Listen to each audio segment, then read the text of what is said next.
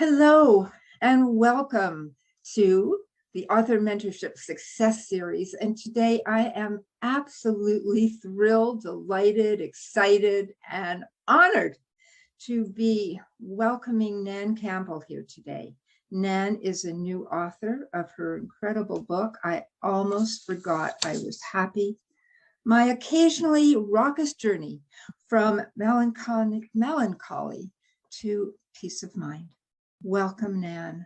Welcome, welcome, welcome. Oh, Judy, it's so great to be here with you.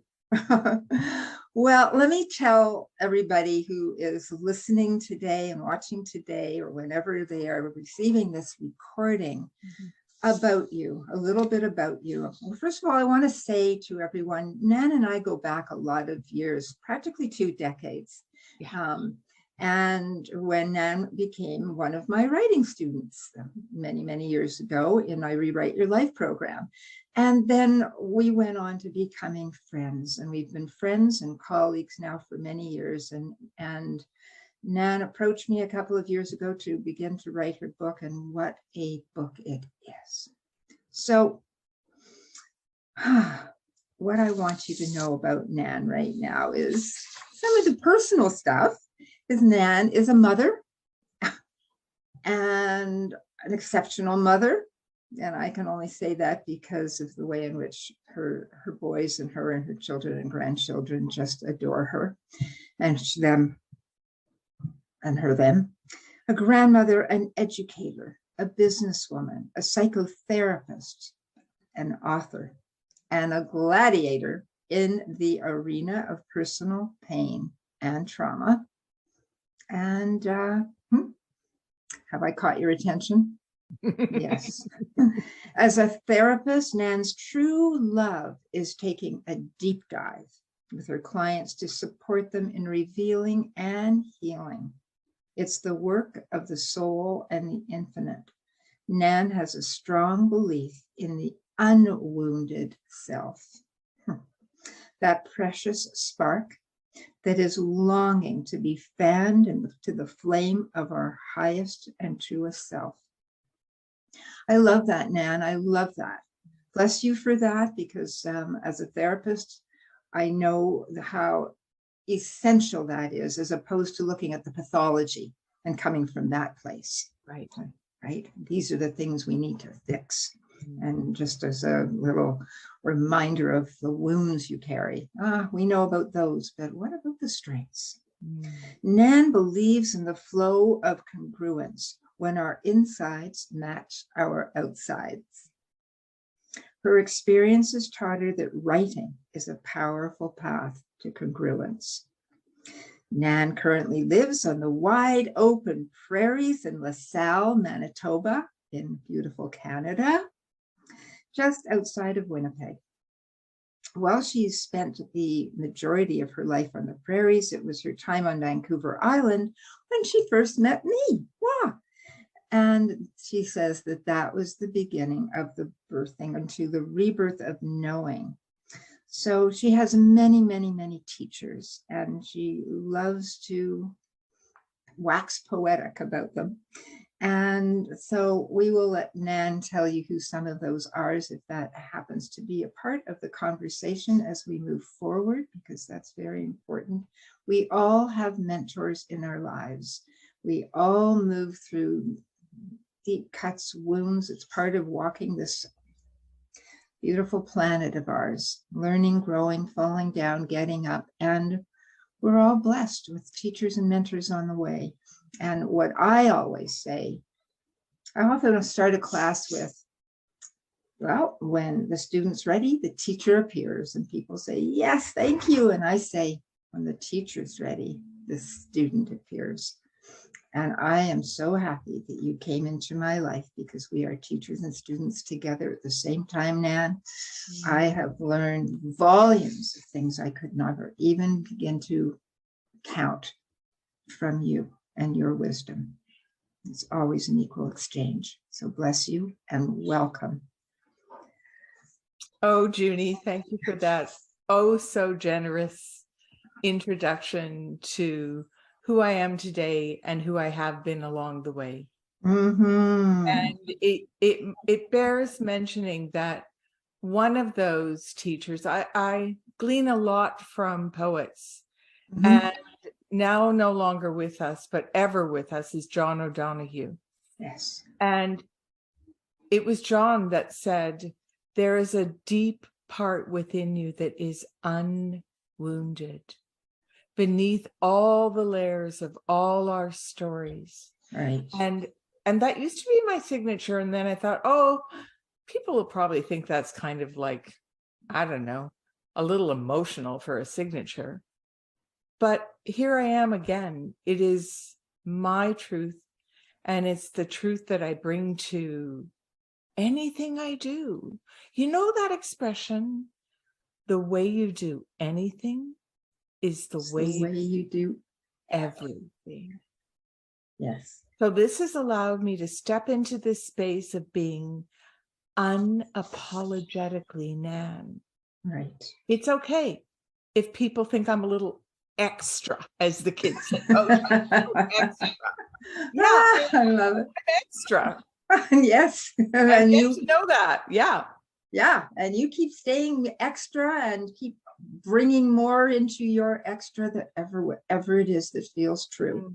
Mm-hmm. Because yes, those unstoried parts of us, right? That place that is the spark that can ignite who we really are. It's that sliver, it's that crack, which beautiful Leonard Cohen, Leonard, yes. right? The crack that is in everything, because that's where the light comes in. Mm-hmm. So tell us, Nan, all right? Share with us the tale of I Almost Forgot I Was Happy, how it came into being.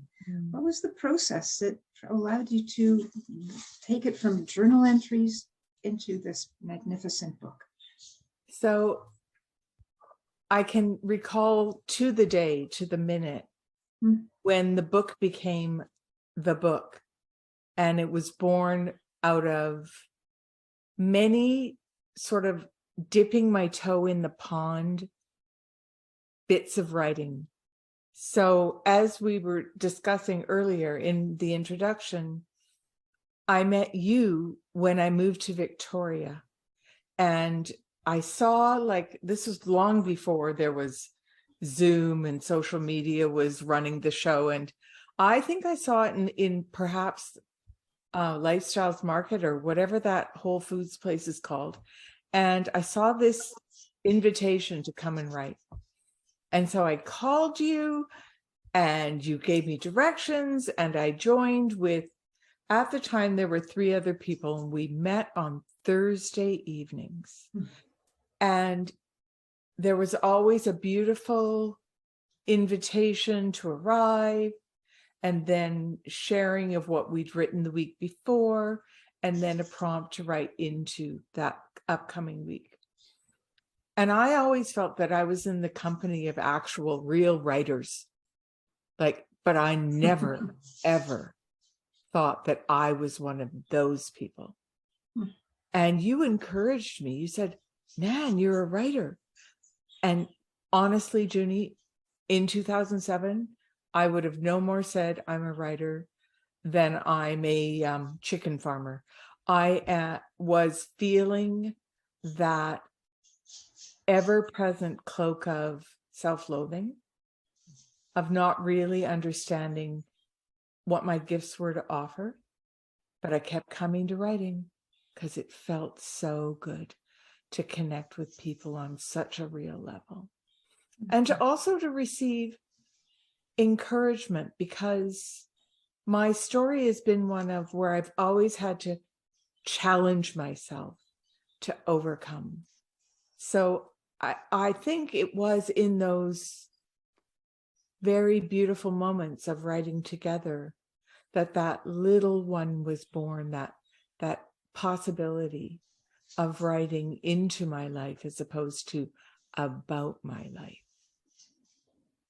And lo and behold, along comes this thing called COVID.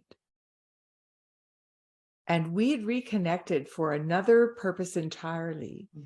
And then you reached out to me about joining your very famous, I might say, Sacred Sunday Writing Circle. Except we were going to do it on Zoom because nobody could get together during COVID. And that became the anchor of my life. If it was Sunday, there would be writing and there would be sharing. Mm-hmm. And it was during that time of being a part of this circle. And you would have, like, sometimes it was a humorous prompt. Other times it was a prompt that would lead us, the members of the circle, into places heretofore even unknown. How you can reveal something you didn't even know was there. Right. And it was in the sharing and the reflecting that I was born into writing. Again. Where I began to recognize that it wasn't the challenger in me that was going to carry me and lift me up.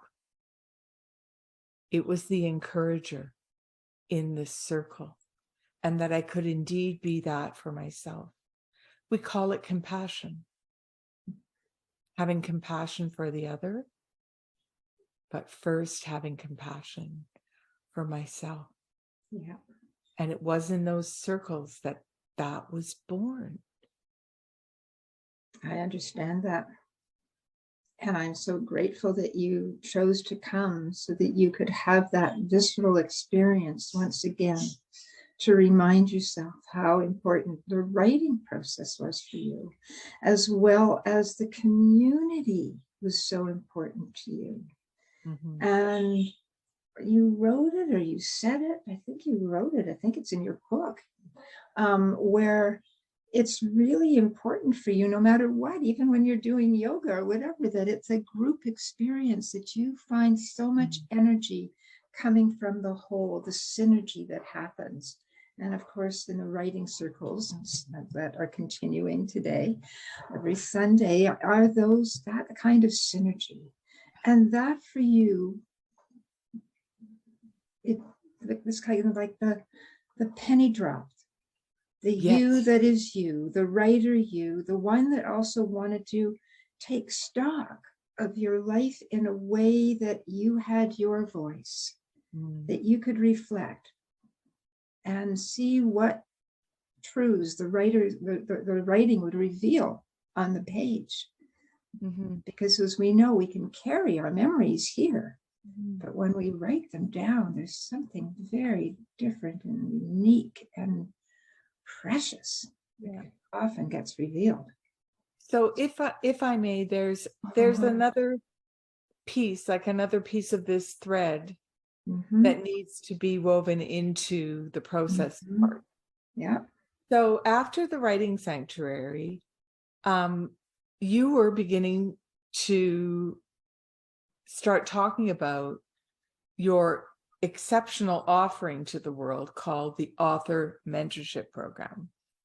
And it was so entirely unique. It was nothing I'd ever been exposed to. And that's truly where the book, as we know it now, was born. And that process also provided guidance, instruction, and community. And then this new piece, the discipline of the sacred.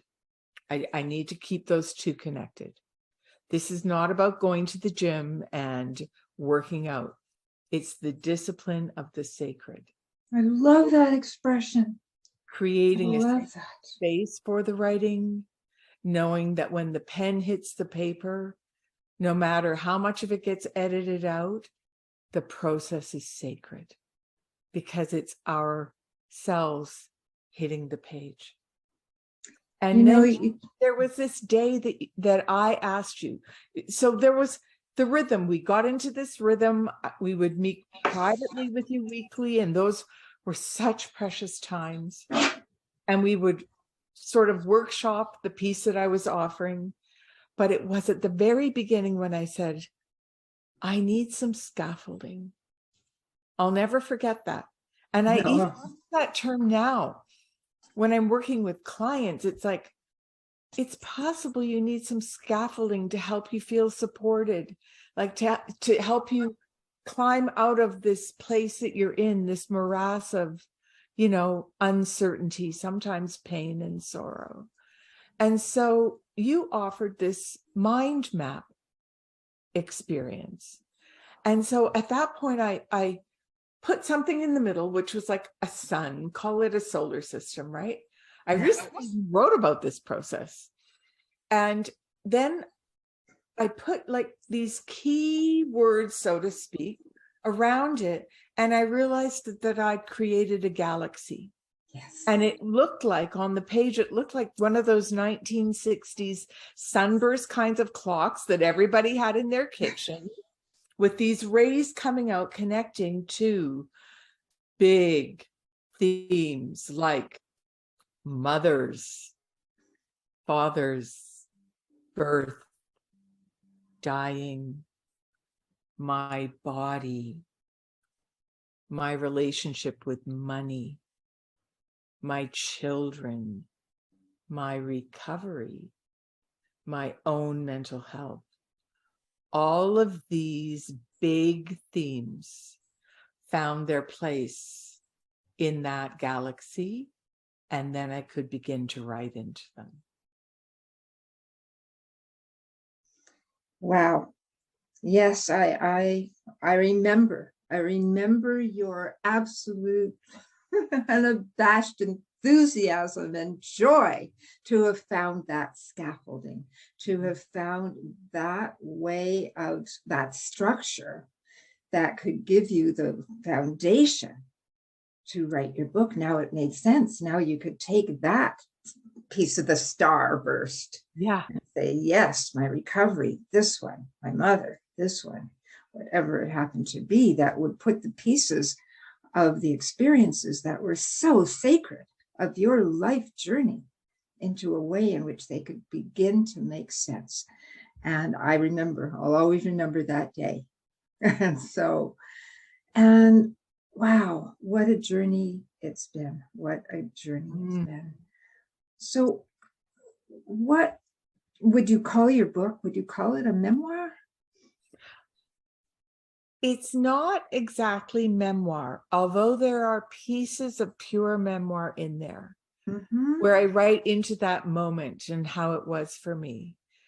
But for example, my mother, I come about, like, I think there are, if I took more time, I would say there are a minimum of 8 times in the book that I devote to my mother. But each time it's from a slightly different perspective. So it's more of a study than it is a memoir. It's not like the story of my life from birth to the current time. It's not all about, you know, one theme of struggle. It's not like that. It's more, I call it a collection. Like there were times when sort of, dare I call it, like beat poetry kind of found its way into the way I needed to like express something.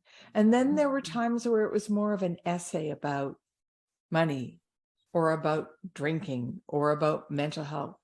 And then there were times when I went right into the poignancy of a very difficult or tender experience with my children, my own mother, all of it, but not so much like biographical memoir, more of a collection exploring from many different aspects of my lived experience. What a beautiful way to describe it. Yes, absolutely. Yeah, it was really an unfolding. And as you were doing that, it is like a spiral. And we talked about that earlier before we got on the call, and how each informs the other, right? Yeah. Each informs the other. I really feel compelled to offer something right now. Please. So, you know, what we didn't do at the beginning of our intro today was to mention that For those who might be listening who have some sensitivity towards difficult experiences such as drug and alcohol abuse, or dare I say suicidality, that is indeed a part of my story. And for those of you for whom that's very difficult, I would ask that you take very good care of yourself if you choose to continue to listen, because the best is yet to come, but also the best includes the worst. But we were talking about this spiral. There have been times in my life where I've absolutely been spiraling down into that abyss of unknowing who I am, who I was meant to be, would I ever be worth anything? Even, dare I say, to the point where I wondered, would my own sons, my own precious sons, would they possibly be better off without me as a burden in their life? I reached that place in the spiral downward. As I began to write Junie, I began to spiral upward into the beauty of the present tense, of the here and now, of feeling into what my true gifts are, who I am, and how I offer myself to the world. And it was through writing that this happened for me. Thank you, Nan. Thank you. I understand that. It's certainly been my process as well. Writing has been my lifeline throughout my life. Mm-hmm. And so I know that somehow in the writing, even writing the most painful times of my life, the ones where I would be the hardest, the most terrifying, there was something in the process of writing itself where there was a presence I don't understand, but it was like this beautiful, I didn't feel as alone. I felt that there's something about, I think there's a connection between that and the whole concept of mindfulness and the practice of mindfulness, that when you are in the moment, it doesn't matter whether you're meditating, your eyes are closed and you're sitting in an upright position on a lotus position, whatever, or you're walking mindfully in the woods, or you are writing in your journal, but you are completely present in that moment. There is a timelessness. And somehow that, to me, it connects to that place within us that we all are connected to. It's in that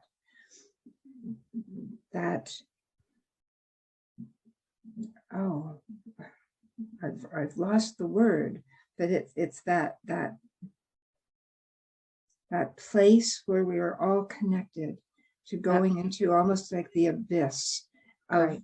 And yet when you're in there and you're not in this identified desperate place. No, you're just writing the truth. You're writing where you are in this moment, right here, right now, whatever that is. You're giving voice to that part of you that needs to be able to be expressed. So I think that is a huge part of it. And then as you've talked about, then when you're also, if you are able to be and with a group of others who are in the same place and are writing and respectfully, and it doesn't have to be about the worst time in your life. It could be a prompt that takes you who knows where, into a humorous, like delightfully, hysterical, whatever, just a brilliant, fun moment, into same prompt can lead someone else somewhere completely different that is, oh my gosh, really? You hold each other there. So that process alone, yes, the writing. But I would like to, if this is okay, also mention something that we also talked about off camera. And that was when you were rereading your journals, you discovered something. Right. And that was a pivotal point for you in turning things around. Can you share what that is? Absolutely. Thanks for bringing that forward. I, like many of us, have journaled. And very often it would have been not just like I would go into a bookstore and see a beautiful journal, although I want to do that as well. But perhaps I attended a workshop or a retreat about something, or like the number of reasons that we're invited to journal about something. Okay. And so for much of my adult life, I have indeed journaled. But there was a time, I think, when it was the initial move from Winnipeg to Victoria. That was back in 2005. And I had this whole shelf of journals on my bookshelf that I was now packing. And I sat down with them and went, oh. And I started to leaf through them, and it was like, wow. Like, honestly, I almost felt a bit ashamed of myself in a way. It's like, is that all you've got? That same sad story? That was going to be the tagline of my title, was going to be, running through the oh so sad stories of my life. But they were sad in those journals 10 and 20 years ago. Like, poor me, will I ever, whatever, have a body, have a partner, have the money? Like, what am I going to do this week? I'm going to do X, Y, and Z. And then I would become very, like, there was a punitive nature to them, very judgmental. And then along comes Sacred Writing Circle. And I no longer, there were times even in those initial writing classes where we were doing Write Where You Are, and then Rewrite Your Life. Both of those were so brilliant. But I would still feel like it was sort of like a record on repeat, or skipping and just playing that same, we often allude to the cassette loop that just keeps playing and playing and playing. And there is an expression in those who video game called leveling up. Like, just a minute, Mom, I'll be right there. I just need to get this one level, right? And that's called leveling up. So I imagine myself, just a moment, I'm almost done. I'm just leveling up. It's as if writing took on this new energetic quality for me. And then it wasn't so much like, I'm writing it down, like sometimes feverishly. Sometimes the words would tumble so quickly, I would almost worry that I wasn't going to be able to get it all out. That was one part. As I was writing into a subject like my body, my shame. But the other part was in the sharing, where people hold this space and are so connected. And you realize, or I realized, oh, I am not alone. Other folks feel something when I share my writing with them. And that for me was a true leveling up. Yes. Thank you. And continues to be. Mm-hmm. Oh, yeah. Well, that spiral just keeps moving up. It just keeps moving on up. There's several things that came to mind as you're sharing this. And I want to say that with respect to that, it's so relatable, I think, for those of us who have been journaling for a long, long time, that we can go back to look at our journals and find that sort of thing, and we can judge them harshly. Oh my God, I said the same thing last week. I said it last month. I said it last year. Oh my God, look at this journal. It's from 10 years ago. I'm still saying the same thing. I'm still in that rut. And well, I think that for me, the important thing to do at that point, and it's a to-do as opposed to, it's a choice point. Mm-hmm. The first thing in that knowing, that becoming aware, is to make another choice, or to make a choice, to come to the awareness. Do I want to stay in that same place and just keep circling around and around in that groove as that, that record that just keeps skipping, going back to the same story and the same telling of it in the same way? Or is there something else I can choose to do instead? But I think that what goes right along with it in that same question, when we have that opportunity because of a new awareness that, oh, wow, I've been saying this for a long time, is to make a decision right here and right now, not to judge ourselves. Because that's exactly where we needed to be for as long as we needed to be there. Thank you. Yeah. And, I went to somebody's book launch yesterday, somebody else who was in the Author Mentorship Program with us. And luckily enough, happens to be in Victoria. And so I was able to go to her book launch. And as she was sharing the stories, and she says, oh, yeah, it reads like a soap opera. And luckily, I was able to come up afterwards and say, by the way, this does not read as a soap opera. It reads as a woman's story that is brilliant, that is beautiful, that was filled with pain. And by the way, it's not who you're looking at today because she leveled up. Right. And so that's what you have done as well.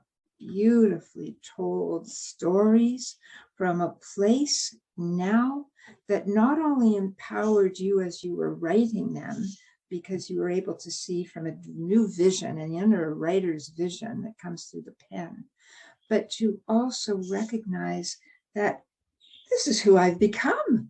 This is who I am. And from my perspective as a writing coach and as a therapist, the person who's reading this, who's listening as well, because we've got the honor of listening because you've recently recorded your beautiful story, your book, so we can hear it soon on one of the platforms, like, Audible or wherever. So we are infused by that very same empowered energy.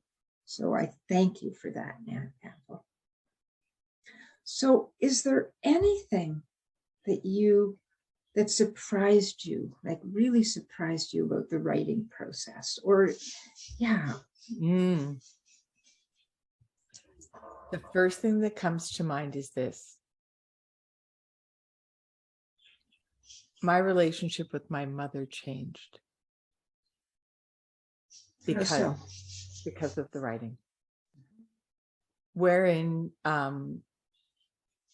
I had a very conflicted, sometimes ambiguous, sometimes so beautifully connected, all of it, all the things that typified my relationship with my mother. And yet she was also the person, and I say this with love and respect for her, she was the person that planted the seeds of self-loathing and shame in me. And I carried those with me up until I was able to write into those times and realize she didn't mean to harm me. She was caring for me in her way. And she had deep, deep, dark struggles throughout the course of her life. And mental health and the conversations that we have today about mental health were so different in the 60s and the 70s. My word, that was a time of true suffering and isolation for those who experienced profound depression and then perhaps bouncing back into mania.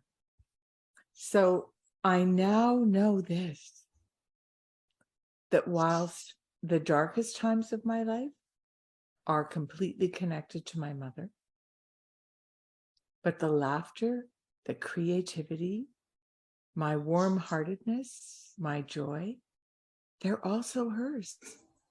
That's her coming through me. And I would never have known that had I not. Like, think about the title. I almost forgot I was happy. I would have never known that my mother also cultivated joy in me had I not written to that place. Yes. That was my big surprise. Wow. That is enormous, because how often do we deny one part for the other? Oh, yeah. Right? And I know I have also with my mom in the past, saw that magnificent, brilliant, creative, fabulous Earth Mother. You wouldn't want a better one. And in the whole wide world, but then she could switch on a dime and she could be so, I'd be terrified of her, right? And I knew that those dark places in me were handed down, and it would be how could it be possible that the same woman had such joie de vivre and laughter and joy and a heart as big as the universe? She gave that to me too. And I too realized that. But for years, I couldn't align them. I couldn't find how they could actually fit together. But those pieces are in all of us if we allow ourselves to go the gamut.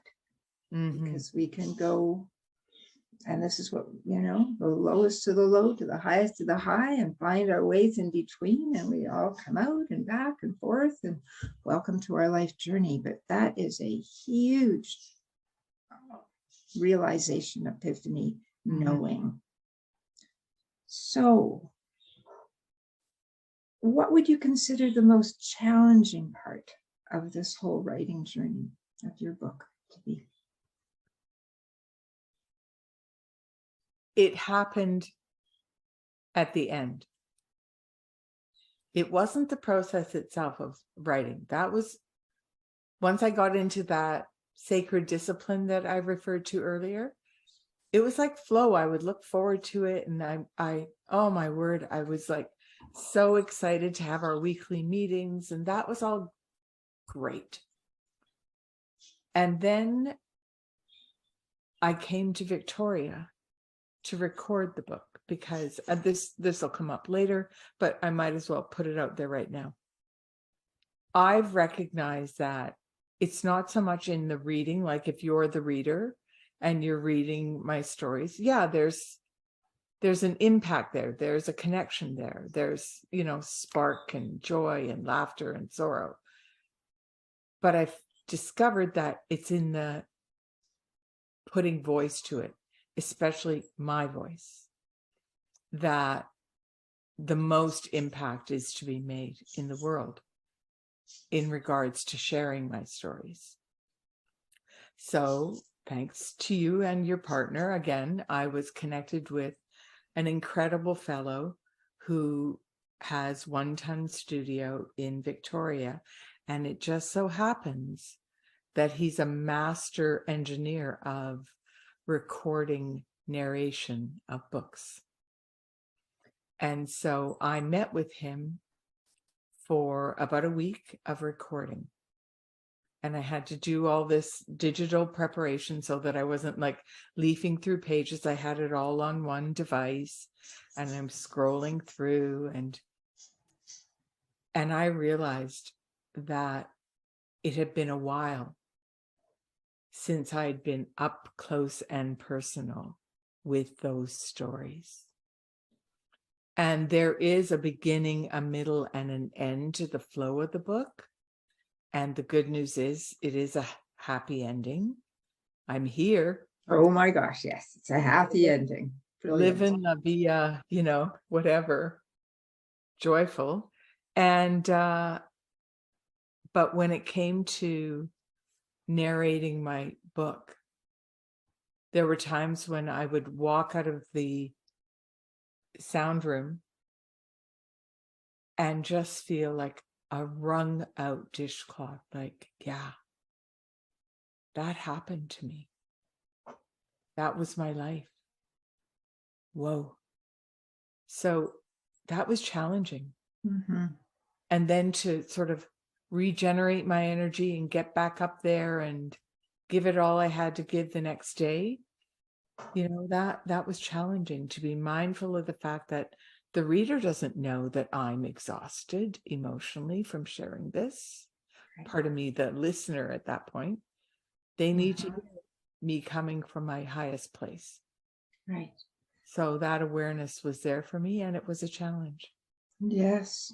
Where are you now? How does that sit in your body today? Just acknowledging that for you, for yourself. Now I'm at a place of like excited anticipation for what's to come. And Tell us. what's so amazing about living in a digital world. And as you know, I love tech, and I just like to solve little problems and hiccups and find other ways to do things. So I literally have my book on my phone, not the narrated part, but I have the text of my book on my phone, separated in different chapters, so that if ever there's a time where I'm with a friend or somebody says, "Oh, why don't you read us something?" I'll go, "Oh yeah, hell yeah, I've got it right here. You want to hear something really sad, or do you want to hear something really ridiculous?" I love it. And you know what?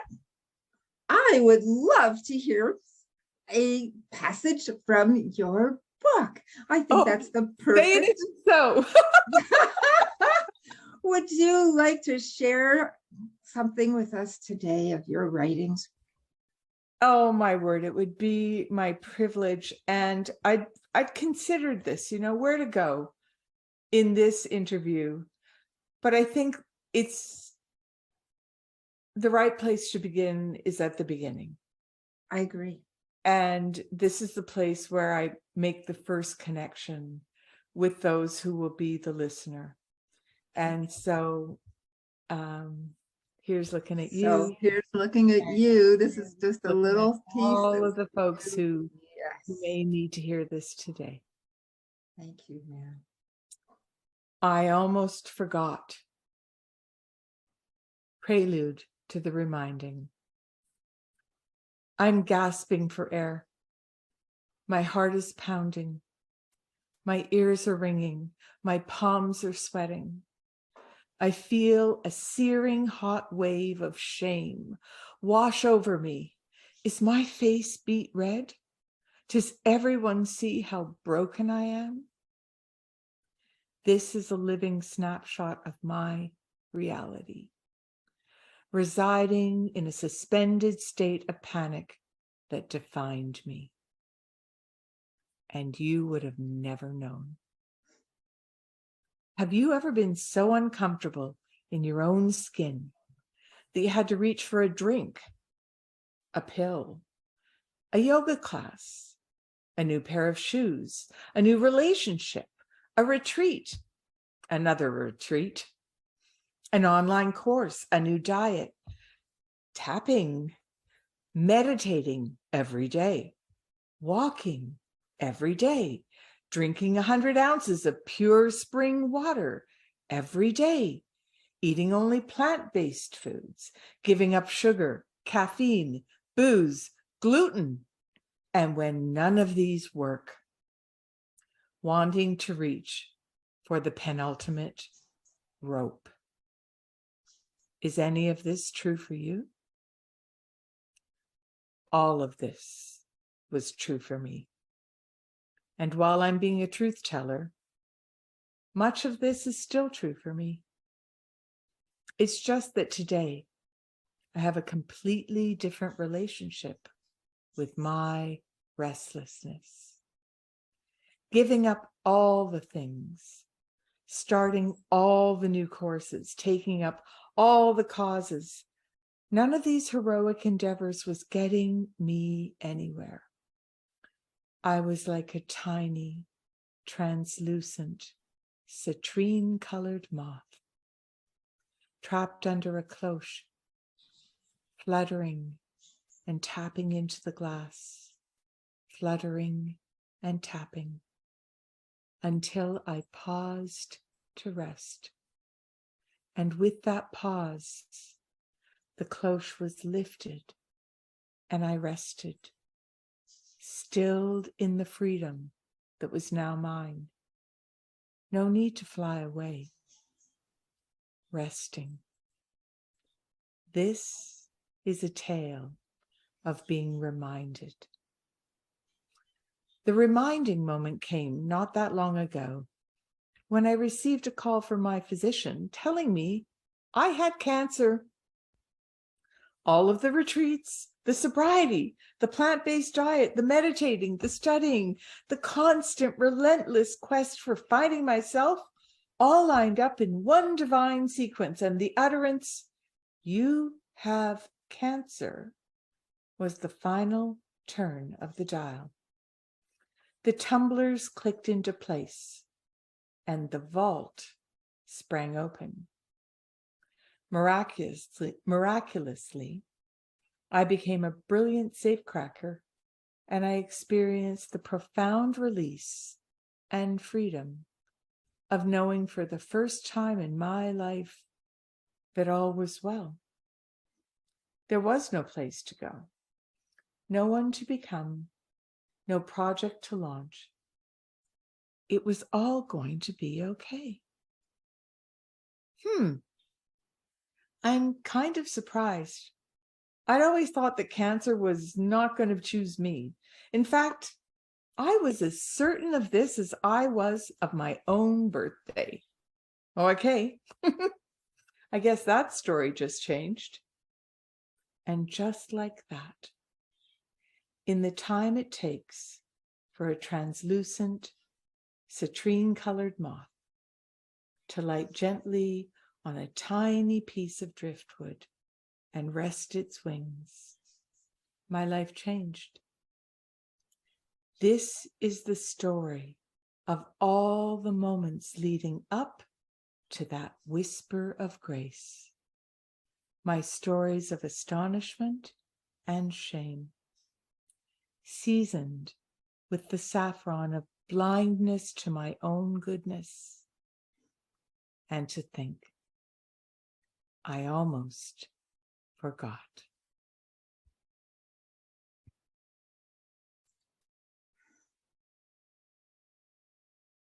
Wow, man. I just want to spend the rest of the day listening to all of it. Every single chapter. I don't want to say goodbye. Oh, what a beginning. What a beautiful, beautiful beginning of, as you say, truth-telling. And of going to the worst place, if you want to call it that, a person can go, where, it's the only last thing after doing everything, all of the retreats and all of the yogas and all of the, the this diet and that walking and this course and that, and it's not working, when is the only thing left to just leave this planet. And then you talk about, well, telling the truth, I have a different relationship with that today. And the citrine-colored moth and the way in which it just finally surrenders into pause. And in that pause, you bring us into the immediacy of, you've got cancer. And from that is, oh, and all is well. Well, I guess people are just going to have to read your book to know how you got from where you have been through your life. And I have been privy to be with you throughout each and every one of these chapters and know so much about your life and what it's taken to move your life from some of the deepest, darkest places a human being can go to a place where you are today, where you're not living, you're thriving. You are thriving in all the areas that you had doubts and concerns and fears and everything else about. And we're not just talking about, one or two.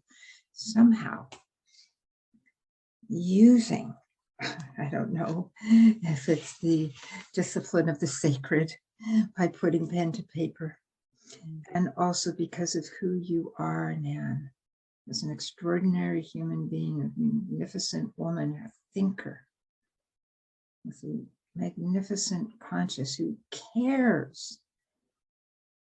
It doesn't have to save the whole world, as that poem that you brought out yesterday in Sacred Sunday Circle.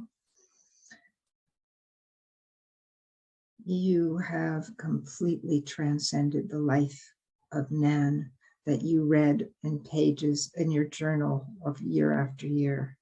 You are no longer that. And now you are a teacher, a mentor for so many countless others who are wondering, where do I go from here? How do I remember those happy times? You've done it brilliantly.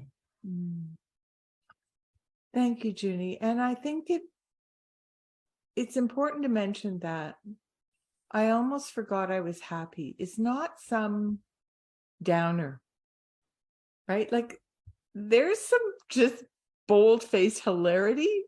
Oh God, yeah. Like you can't make this SHIT up kind of moments. Like, oh yeah. It's oh like, yeah. strap yourselves in because we're going to go on a ride. Oh my gosh. I remember some of those times when you were reading those things and it was hilarious. We just were like, could not stop laughing. Yeah. Right? Is this really true? Yeah, you can't make this SHIT up. Oh boy. And yep. Yeah, it is definitely a beautiful smorgasbord of your life, of so many different beautiful aspects of your life. Yeah. Just looking at the time. Gosh, I want you to read another. Is there, let me ask,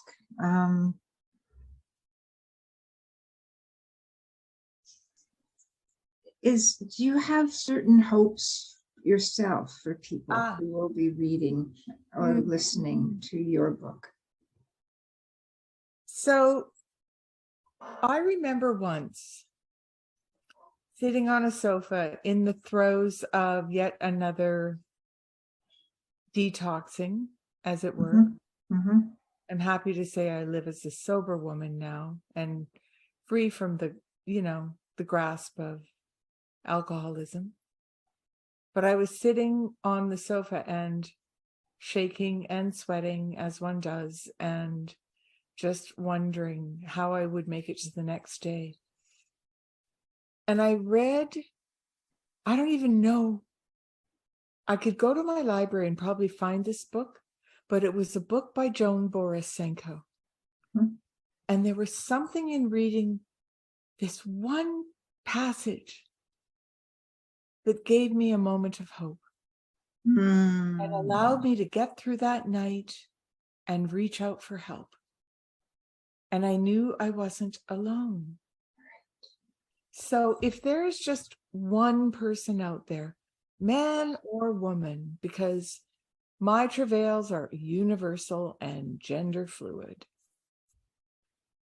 If there's one person who hears me sharing a story, whether it's about alcoholism, relationships, money, my body, mothering, if just one person hears something that resonates for them, and then they realize that, yeah,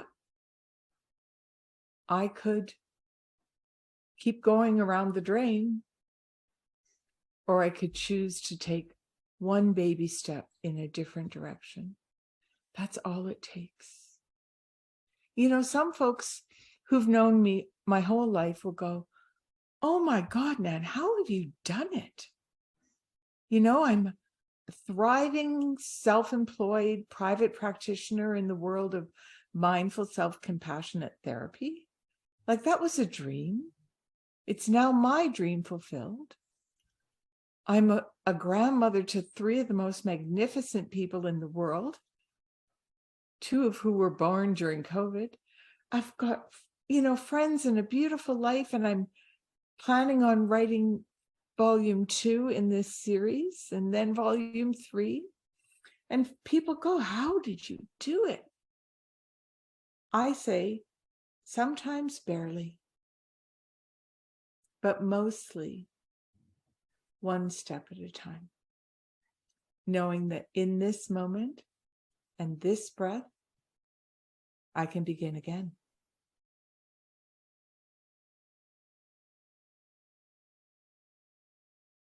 Thank you. That to me is the most beautiful offering that you can give or hope for the readers of your book. Because yes, if anything resonates, and I tell you it will already, there's no guesswork for me.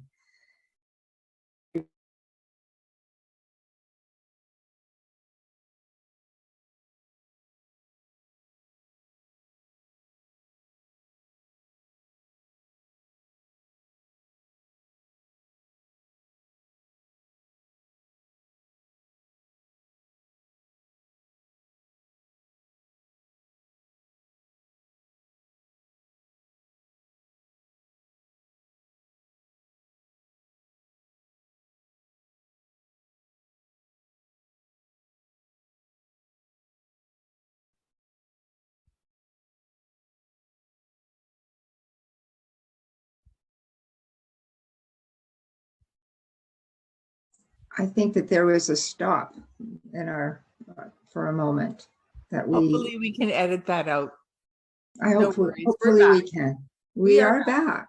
We are back. Yes. And if not, welcome to the world of technology. Yes. So all I wanted to say, I don't know, before it just kind of went poop. Yes, it's a beautiful thing. We need to, those, if you relate to any of Nan's story, don't hesitate, one step in front of the other. And who better but the woman who's written this book to reach out to? She is a clinical counselor. Where can people find you, Nan? Although it will be here, I'll have all that information. But if someone's listening as a podcast, as they're, and they're not looking at a screen, where can they find you? My website is called The Compass Project Therapy. The Compass Project Therapy. Compass Project Therapy, the one and only, like guiding our way, finding our way.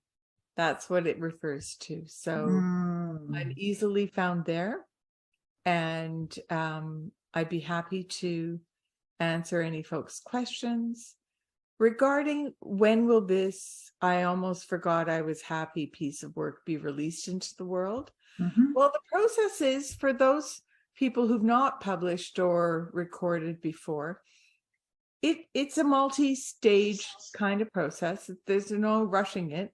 And that's a big change for me. In the before times, I would have been putting so much pressure on myself to get this out and to be number one and all that jazz. And I'm going to tell you straight up, that's not my purpose here. My purpose is to launch on a platform like Audible or Spotify or one of the other, like audiobooks or Goodreads, wherever it's available to launch an audiobook. Once my good dear friend from One Ton has got it edited and ready for release. That's my purpose. So it'll be sometime in 2023. Beautiful. And of course, there will be an ebook, because I'm just learning through the process that in order to be able to launch an audiobook, you actually have to have an ebook as well. Okay. So that'll be available. And then I'm delighted to say that I'm working with a dear friend and collaborator. Her name is Pearl Graham, and she is working on a cover design, because yes, this book will be in people's hands eventually. Beautiful, beautiful, beautiful, beautiful. What we have now, as opposed to eventually, is this right here, right now, in this beautiful interview of a book that has been written from a process that started off to be just a concept in your mind, to different places of trepidation, to stepping in and becoming completely, fully engaged through the discipline of the sacred, putting pen to paper, fingers to keyboard, and be enthusiastically brought back to the process over and over and over until this beautiful book, I almost forgot I was happy, is now ready and soon to be in everyone's hands, but people will get to know you or yours. Yeah. Even before then, to discover what's possible, to get to know the person behind the book, the woman, the human, the incredible light. So thank you. Junie, yeah. As we wrap up, I think it's absolutely critical that I say these words as explicitly as I possibly can. Without Junie Swadron, there would be no I almost forgot I was happy. And you are my muse. You are my loving coach, my champion, my cheerleader. And when necessary, you challenge my thinking. And you just, with gentle curiosity, you allow me to pause and go, when I was saying, no, not that way, maybe there's another way, right? So thank you for being all of that for me and for the community of writers who are changing the world one page at a time because of their community and collective with you. God bless you, Nan. Thank you. Thank you, thank you, thank you. And maybe I'll just leave it at the thank you and absorb it, take it in. And I will say one thing, and that is, there's